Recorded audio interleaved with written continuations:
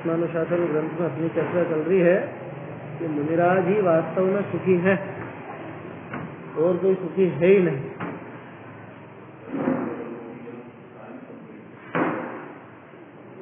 है ना, पुस्तकें तो है 20-22 है मेरे ख्याल।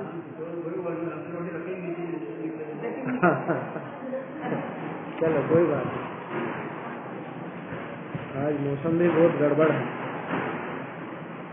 खैर, ये सब भी दुख है क्या? ये सब भी तो दुख है।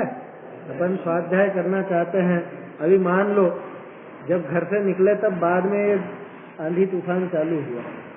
अब उस समय हो जाता जब निकले नहीं थे या और तेज हो जाता, तब फिर सोचते कि आज स्वाध्याय है कि नहीं, स्वाध्याय कैसे करेंगे, या ये अभी जो शोर हो रहा है, ये सब भी दुख है। इन सब दुखों से पार मुनिराज क्या? इन सब दुखों से उनको गरज नहीं है, किसी कार्य की गरज नहीं है, किसी भी कार्य की। अशुभ लौकिक कार्य की तो गरज है ही नहीं, बल्कि शुभ कार्य भी मुझको ये करना है इसकी नहीं। अपने को तो शुभ के लिए भी आकुलता होगी, मंदिर नहीं जा पाएंगे तो आकुलता होगी, स्वाध्याय नहीं कर पाएंगे तो आकुलता होगी। मुनिराज की ऐसी आकुलता ही नहीं। क्यों? कि उनको तो हर अंतर मुहूर्त में आत्मलीनता करनी है माने होनी है। ये तो करनी है तो अपनी भाषा है, हर अंतर मुहूर्त में वो काम करना। बाकी कभी भार आ गए तो जो दिख गया वो कर लिया। क्या मतलब? कि कभी भाव आ गया भगवान के स्तवन का तो वो कर लिया, कभी भाव आ गया स्वाध्याय का तो वो कर लिया, कभी भाव आ गया कुछ ध्यान का किसी और चीज का वो आ गया।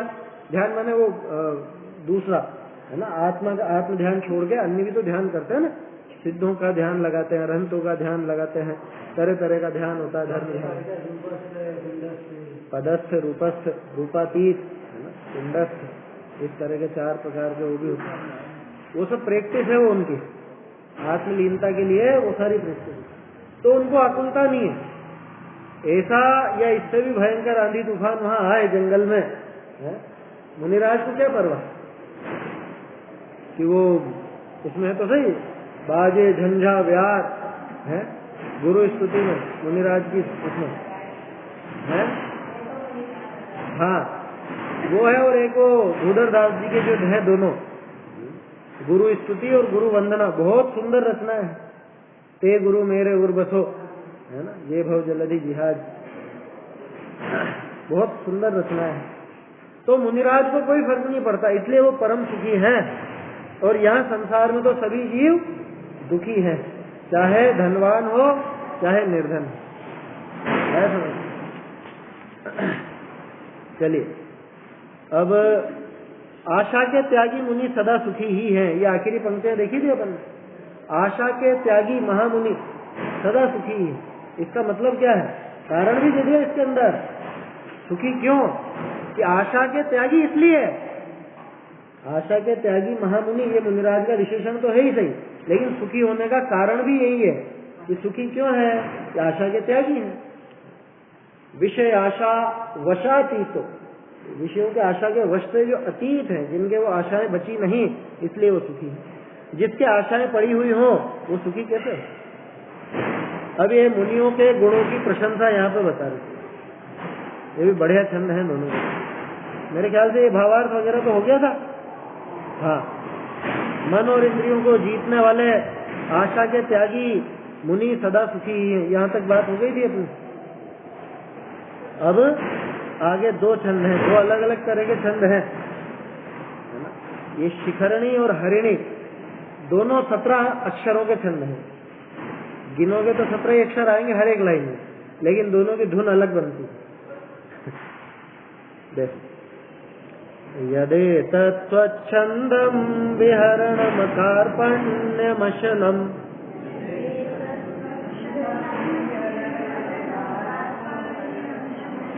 सहार्ये संवास श्रुतमुपशमैक श्रम फलम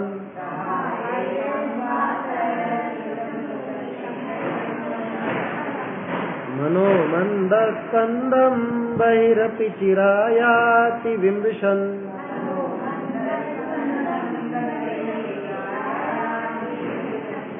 न जाने कस्येयं परिणतिरुदारस्य तपस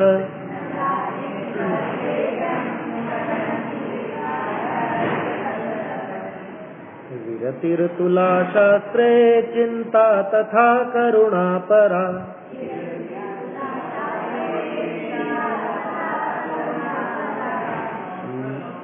मतिरपि सदैकांत ध्वांत प्रपंच विभेदनी।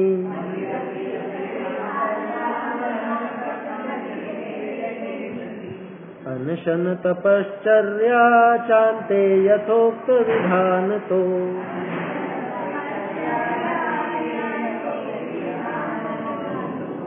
भवति महतां नाल्पस्येदं फलं तपसो विधे।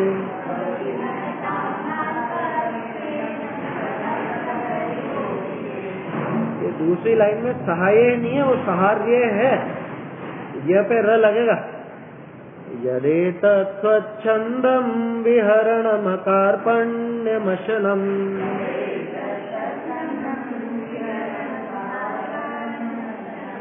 सहार्ये संवास श्रुतमुपशमयकाश्रमफलम्।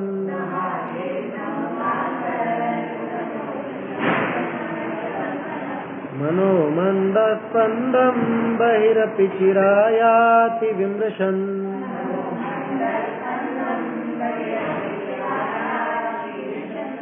न जाने कस्येयं परिणतिरुदारस्य तपसा।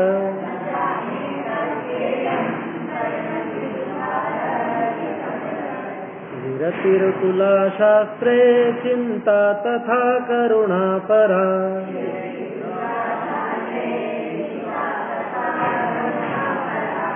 मतिरपि सदैकांत ध्वांत प्रपंच विभेदनी।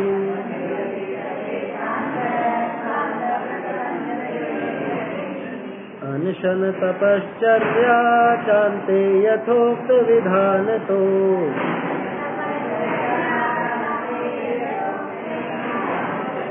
भवति महतां नाल्पस्येदं फलं तपसो विधे।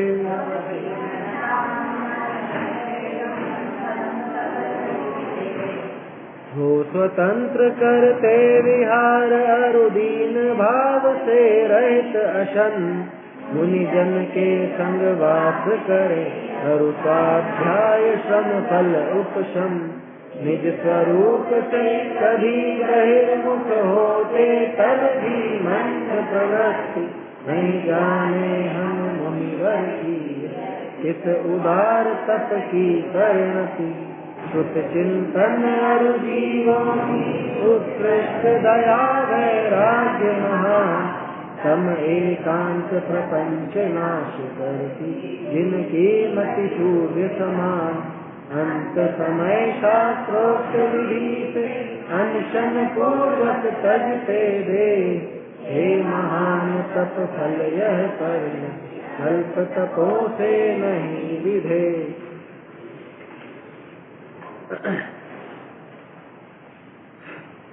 देखो क्या कह रहे हैं, यद एतत् स्वच्छंदम विहरणम अकार्पण्यम अशनम।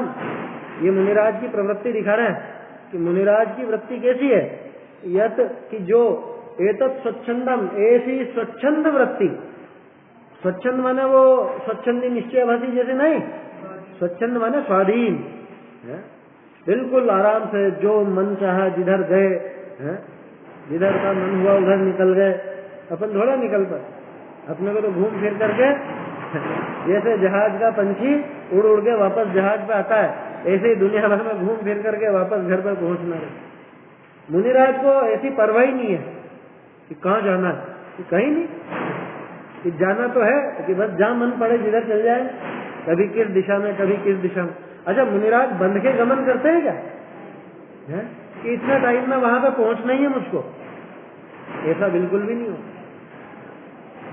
हाँ, कोई आचार्य वगैरह का आदेश हो तो उस दिशा में गमन होता है ना, तब वो बंद करके गमन होता है। उनके आचार्य का आदेश हुआ हो, जैसे कि वहाँ महिमा नगरी से दर्शनाचार्य ने 2 मुनिराज बुलाए तो वो आदेश था।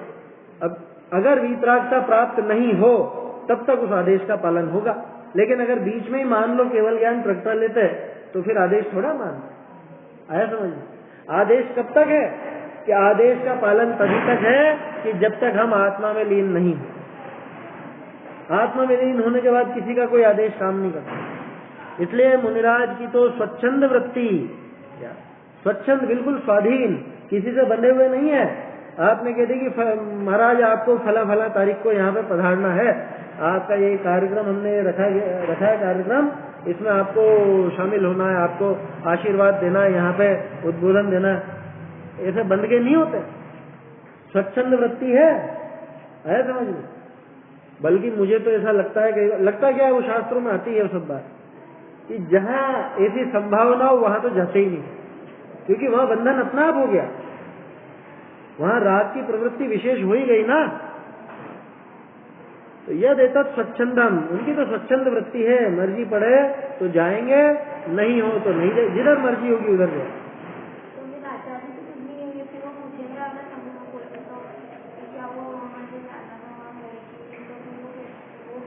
नहीं, आचार्य का आदेश का बता दो दिया अभी, आचार्य का आदेश होगा तो वहां गमन करेंगे। कब? हाँ, क्यों नहीं कहेंगे, वो पूरी की पूरी जानकारी वो देते हैं मुनिराज।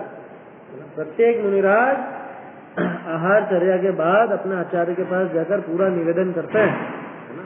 ये पद्धति होती है मुनिराज कि क्या हुआ, वो क्यों करते हैं, क्योंकि भाई दिन भर से तो यहाँ से, दिन भर माने पिछले आहार से अभी तक तो आचार्य के पास से सुरक्षित तो सब देखा भला, अभी उनको छोड़ करके कहीं दूसरी जगह गए हैं, अन्य लोगों से संपर्क हुआ है, तो उसमें क्या बात हुई, कोई ऐसा प्रसंग तो नहीं बना जिससे रागादि बढ़ सकते हो या कुछ और हो, या क्या तुम्हारी वृत्ति रही वहां पर, ये सारा का सारा निवेदन करो। ऐसा वहां पर आचार्य देव उस हिसाब से उनसे, मतलब आचार्य को मुनिराज ऐसा पूरा निवेदन करते हैं, पूरी की पूरी घटना सुनाते हैं, उस हिसाब से फिर उनको प्रायश्चित वगैरह जो भी देना हो वो देते हैं आचार्य महाराज। वो उसमें फिर ऐसे जिम्मेदारी अलग अलग को अलग अलग सौंप दी जाती है, समझ। वो जो संघ होता है ना, संघ बड़ा हो जाए तो उसमें फिर गण होते हैं, फिर गण भी बड़ा हो तो फिर गच्छ होते हैं, फिर उनके आचार्य कहलाते हैं।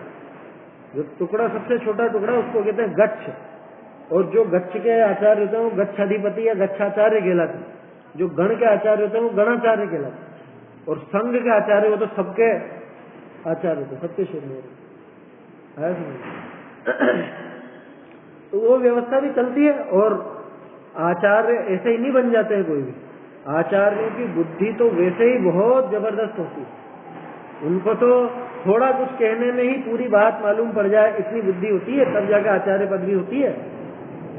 ऐसे ही नहीं बन जाते, क्योंकि जहाँ सैकड़ों हजारों मुनिराज होते हैं वहाँ आचार्य पद संभालना मामूली बात थोड़ी ना। अपन तो देखो ना, आचार्य पद के आदर्श अपने सामने कुंदकुंदाचार्य ने अष्टपावड़ में जितनी कठोरता रखी है, इतना कुशल प्रशासन चाहिए तब जाकर के आचार्य पदवी होती है। ऐसे ही नहीं हो जाती कि हाँ अब कोई वो नहीं रहे, इनको बना दो उनको बना दो, ऐसा नहीं होता कि दे दिया ठीक है। अब तो आजकल तो पद्धति जाने क्या चल पड़ी, मरणोपरांत भी आचार्य पदवी दे दी जाती। किसको दी जा रही है? मरणोपरांत आचार्य पदवी कैसे मिलेगी? मतलब मरणोपरांत का अर्थ समझे कि कोई जो आचार्य थे उनके मरण के बाद दूसरे को दी, ऐसी नहीं, जो मर चुके हैं उनको, जैसे वो भारत सरकार के सम्मान है ना पद्मश्री वगैरह, वो बहुत से जो व्यक्ति गुजर गए उनको भी दे दिया जाता है कि उनके मरने के बाद उनको पद्मश्री से सम्मानित किया गया, पद्म विभूषण से किया गया। ये ऐसा इन्होंने समझ लिया, ये कोई पदवी ऐसी समझ ली जैसे कोई क्या कहे अभी सम्मान हो। सम्मान नहीं है ये तो पूरे संघ की जिम्मेदारी है। जो मर चुका है वो संघ कैसे संभालेगा है? आप उनको आचार्य पद दोगे, वो संघ कैसे संभालेंगे? ये चीजें ऐसी नहीं है लौकिक दिखावे की। अब ऐसी पद्धति चल पड़ी है आजकल, कुछ सुनने में आया तो थोड़े समय पहले, मरणोपरांत किसी को दी गई कोई भी हो तो वो तो सारी बात दूसरी हो गई है ना। ये तो बात आचार्य पद की वजह से चल पड़ी। मुनिराज की तो प्रवृत्ति अत्यंत स्वच्छंद, जैसे पक्षी होते हैं बिल्कुल स्वच्छंद विचरण करते हैं, जैसे बिल्कुल स्वच्छंद स्वाधीन एकदम, कोई रोक टोक नहीं है। एक तो पिंजरे का पंछी होता है और एक आकाश में जंगल में रहने वाला पंछी होता है, बिल्कुल स्वच्छंद होता है, जहाँ मर्जी पड़े वहां जाता है। ठीक उसी तरह से मिल जाएगा। सिर्फ स्वच्छंदता के मामले में लेना वो समान, बाकी चीजों में मत लेना, उसको बहुत दुख है, मुनिराज को दुख नहीं। अगला विहरणम, इसके साथ ही जुड़ेगा स्वच्छंदम विहरणम, उनका स्वच्छंद विहार होता है और हमारा हमेशा पराधीन ही विहार होता है। और नहीं तो क्या, अपन कहीं भी जाते हैं तो किसी काम से बंधे हुए ही तो जाते हैं। समझ, आप घर से निकले, कहाँ गए कि मंदिर आए, तो मंदिर से ये दिमाग में था ना कि मंदिर जाना है, तो मंदिर से अपन बंधे हुए हैं। आप घर से निकले ऑफिस गए तो ऑफिस का दिमाग में था ना कि ऑफिस जाना, बंधा हुआ विचार है पूरा कि यहाँ जाना है, यहाँ से अपने को फिर वहां जाना, वहां से वहां जाना, वहां से वहां जाना, वहां से वहां जाना, हर एक का काम निश्चित वो बंधा हुआ अपने, तो अपन वहां जाते हैं। हमारा जो कुछ भी गमन हो, अभी यहाँ से घर जाएंगे तो बंधे हुए है ना कि यहाँ से कहाँ जाओगे फिर। मुनिराज को ऐसी कोई बाध्यता नहीं है। कौन घूम के कहाँ जाएगा, वापस घर पर आया कि नहीं आया, तो बंधा हुआ है ना घर से। और घूमने भी तो फिक्स जगह है, घूमना क्यों, वहां घूमना क्यों है कि स्वास्थ्य के लिए, वो स्वास्थ्य से बंधा हुआ, उस दृष्टि से बंधा हुआ है वो, क्या कि मुझे स्वस्थ रहने के लिए सुबह शाम टहलना चाहिए, घूमना चाहिए। ये बंधा हुआ ही तो घूम रहा है, स्वच्छंद का घूम रहा है। हाँ तो मनोरंजन के लिए घूमने गया, वो मनोरंजन से बंधा हुआ है, और जहाँ घूमने गया है वहां से लौट करके आता है कि नहीं, तो बंधा हुआ ही तो है। अपनी स्थिति उस बछड़े की तरह है या उस बेल की तरह है कि जो खूंटे से रस्सी से बंधा हुआ है। कह रहा हम तो बिल्कुल फ्री हैं, निश्चिंत हैं, हम तो जहाँ मर्जी पड़े वहां घूम लेते, कि झूठ बोलता कि तेरी रस्सी जितनी लंबी है बस उसी एरिया में तू घूमता, उससे ज्यादा नहीं घूमता है। समझ कि 10 दिन की मोहलत मिली, 10 दिन में घूम फिर लो जहाँ घूमना फिरना है। 10 दिन बाद क्या हो गया कि वो बंधन ही तो है कि 10 दिन बाद तो वापस अपने को छुट्टियां खत्म, वापस स्कूल जाना है या वापस ऑफिस जाना है या वापस लॉकडाउन खत्म होगा, जिस तारीख में उस तारीख को दुकान खोलनी है? ये सारी बात है, वो बंधा हुआ ही तो है। बहुत से यूँ सोचते हैं ना, सर्विस वाले बंधे हुए हैं और व्यापार वाले बंधे हुए नहीं है। कोई इसका उल्टा कहता है, अरे व्यापार वाला बंधा हुआ है, सर्विस वाला तो अपने लिए समय निकाल लेता है, व्यापार वाला तो चाहे छुट्टी हो चाहे नहीं हो वो तो दुकान खोलेगा ही खोलेगा, वो तो अपने व्यापार पर बैठेगा ही बैठेगा। अरे दोनों ही बंधे हुए हैं, ऐसा समझिए, क्या सर्विस और क्या व्यापार, सारे के सारे बंधे हुए हैं। संसार में गृहस्थ दशा में तो निश्चित रूप से बंधन ही है ना। मुक्ति तो मिलेगी यहाँ, क्या यहाँ से माना मुनि दशा, मुनि दशा से वो मोक्ष का मार्ग, उसमें आगे बढ़ते हैं। प्रारंभ तो भले चौथे गुण स्थान में गृहस्थ दशा में हो जाएगा, लेकिन वो कहलाता नहीं है ना उतना, वो तो वही मटकी में 2 चम्मच पानी है, क्या कहे, उससे काम नहीं सधता, उससे प्यास नहीं बुझती। प्यास बुझाने के लिए तो जितना पानी चाहिए उतना होना चाहिए। तो मुनिराज की दशा में, मुनि दशा में ही वो प्यास बुझती है सुख की। मुनिराज का ऐसा स्वच्छंद विहार होता है। और अकार्पण्यम अशनम, कृपणता से रहित अशन, अशन माने भोजन, कृपणता से रहित का क्या मतलब, कृपणता किसको कहते हैं, कंजूसी को है? कृपण शब्द वैसे कंजूस के लिए आता है ना, लेकिन ये तो अभी प्रचलन में आया। कृपण शब्द दीनता के लिए आता है, वास्तविक अर्थ दीनता का है कि दीनता रहित अकार्पण्य, यानी कि कृपणता से रहित भोजन। बोलो मुनिराज को गरज है भोजन की? वो सिर्फ एक इशारा देके निकले ताकि ये समझ जाओ कि आहार का विकल्प तो उठा, लेकिन मानते नहीं किसी। कैसे कोई भी नमस्कार कर ले उससे ले लेते हैं कि नहीं, अपनी वृत्ति मिले तो पहली कंडीशन। दूसरी कंडीशन वो नवधा भक्ति करे तो, माने सामने वाला गरज दिखाए कि महाराज मुझे गरज है आपकी, कि आप मेरे यहाँ पधारो। मुझे आपकी गरज है, आपको गरज तो नहीं है लेकिन मुझे आपकी गरज है कि आप आपके चरण कमल मेरे घर पे रख करके इसे पवित्र करो। श्रावक को गरज होती है, मुनिराज को गरज नहीं होती। मुनिराज कभी कहेंगे कि बहुत दिन हो गए दाल बाटी खाए हैं? सुनी नहीं सुनी ऐसी बात है। अरे ये कृपणता, भोजन के लिए कृपणता। मैं आपसे कहूँ अरे आपने बुलाया ही नहीं बहुत दिन से मुझे खाने पर, है अरे कैसा मांगता है, इसको खाने को नहीं मिलता, ये खाने ही करा, मुंह पे ही कह दी इसने। तो करते ना पीठ पीछे, फिर यही तो बोलेंगे अपन, सामने तो भले नहीं कहेंगे अरे इसने तो देखो मुंह पे ही कह दी कि आपने बुलाया नहीं, कैसा बेशर्म है, यही तो कहा जाएगा उस व्यक्ति के लिए। वो कृपणता माने वो दीनता है, जो आहार के लिए मांग करे, डिमांड करे, या आहार में अच्छा बुरा समझे, वो भी कृपणता। मुंह से मांगे नहीं, बोले नहीं, लेकिन आज अच्छा इनके यहाँ पे अच्छा आहार हुआ है, इन सेठ जी का अच्छा आहार हुआ है, उनका अच्छा नहीं हुआ था, ये क्या है, ये भी कृपणता में शामिल है। ये भले ऊपर से व्यक्त नहीं हुई, लेकिन कृपणता ऊपर से व्यक्त होने वाली चीज ही नहीं है। वो दीनता तो अंदर बैठी रहती है, ऊपर से तो बोले तो व्यक्त हो, अब वो बोले जरूरी थोड़े ना। मुनिराज के आहार हुआ और मान लो ऐसा भाव आया कि हाँ ये बहुत स्वादिष्ट, बढ़िया बढ़िया बढ़िया, ये कृपणता है। मुनिराज के ऐसा भाव आता ही नहीं। मुनिराज तो राग द्वेष के त्यागी हैं, राग द्वेष नहीं करना उनको, वीतरागता प्राप्त करनी है ना, इसलिए तो उनको कभी ऐसा विकल्प नहीं आएगा। कभी ऐसा नहीं कहेंगे कि अरे तुम लोगों के यहाँ तो बहुत कंजूस लोग हैं, अच्छे से आहार भी नहीं कराते हैं, या तुम्हारे तो आहार में इतनी इतनी वो कमी रख देते हो तुम लोग। उस गांव में मैं गया था, वहां पे तो बहुत अच्छा अच्छा है, बहुत सेवा करी थी लोगों ने। ये क्या है, ये कृपणता है। आया समझ में? कृपणता माने कंजूसी नहीं, दीनता, ओछी वृत्ति, क्या ओछी वृत्ति। मुनिराज के लिए भिक्षुक शब्द का प्रयोग क्यों नहीं होता, क्यों नहीं होता? बौद्ध भिक्षुओं के लिए भिक्षु शब्द का प्रयोग होता है, अन्य के लिए भी होता है ना। कहीं कहीं अपने मुनिराज के लिए भी कह देते हैं, अपने शास्त्रों में नहीं कहते। कहीं कर दिया वो प्रयोग तो उसको अपवाद ही समझना, बाकी एकाएक नहीं होता। क्यों नहीं होता? भिक्षुक में याचना शामिल है। हाँ सभी मांगते हैं, भिक्षा में याचना शामिल है, आया समझ में? मुनिराज याचना नहीं करते, मुनिराज कभी याचना नहीं करेंगे, जो मिलेगा उसमें हर्ष विषाद नहीं करेंगे, बोलेंगे नहीं कि ये चाहिए।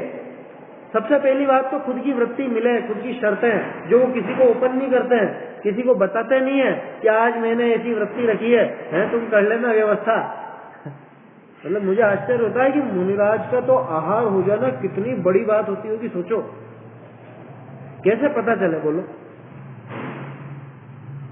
मान लो आपने मन में कुछ रख रखा है कि आज ऐसी ऐसी कंडीशन बैठेगी तो ही मैं आहार करूंगा, मुझे कैसे पता चले, कैसे? हाँ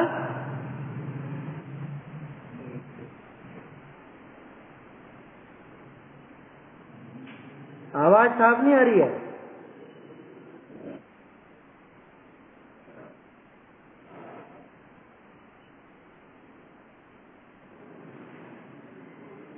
समझ में नहीं आ रहा है क्या है, आवाज ही नहीं आ रही है बराबर। चलो तो मुनिराज कभी ऐसे बताते नहीं है, वो मूलाचार आदि में पढ़ना, वहां जो भी बता रखा है ना। अब ये तो बहुत ही गजब का पुण्य का उदय होता है जिसके यहाँ पे मुनिराज का आहार, तब जाके पंचाश्चर्य होते हैं। सोचो तो सही, पंचाश्चर्य क्यों हो गए, ऐसी क्या बात हो गई? ऐसी इसलिए बात हो गई क्योंकि मुनिराज की मन में सोची गई वृत्ति मिलना, और उसके बाद श्रावक तो फिर वो भक्त रहता है और वो पूरी तरह से भक्ति पूर्वक उनके पड़दाना वगैरह सब करता है, नवधा भक्ति करता है, अपनी गरज प्रस्तुत करता है, तो जाके मुनिराज आहार लेते हैं। वो तो ये तो सब तरह से तैयार है, लेकिन पहली कंडीशन तो वही है कि वहां मुनिराज के मन माफिक वृत्ति तो मिले। ऐसी कंडीशन मिल जाना और निर्दोष निरतिचार क्या, उसमें समझ लो कोई उपसर्ग वगैरह नहीं आना है, कोई दोष नहीं आना, अंतराय नहीं आना, निर्विघ्न आहार संपन्न हो जाना, पंचाश्चर्य का विषय बनता है। तो मुनिराज जैसे होता है अकार्पण्यम अशनम, कृपणता नहीं होती, आहार के लिए याचना नहीं, आहार जो मिला उसमें हर्ष या विषाद नहीं है। समझ आगे सह आर्य संवासः, ये पर रह आएगा। हाँ, आर्यों के साथ, इसको अपन कल ही देखें, समय हो गया है ना, क्योंकि फिर हाँ समय लगता है, 8 बजे से सब बंद हो जाता है ना। चलिए कल ही देखेंगे इसको अपन, आज एक ही पंक्ति हुई है।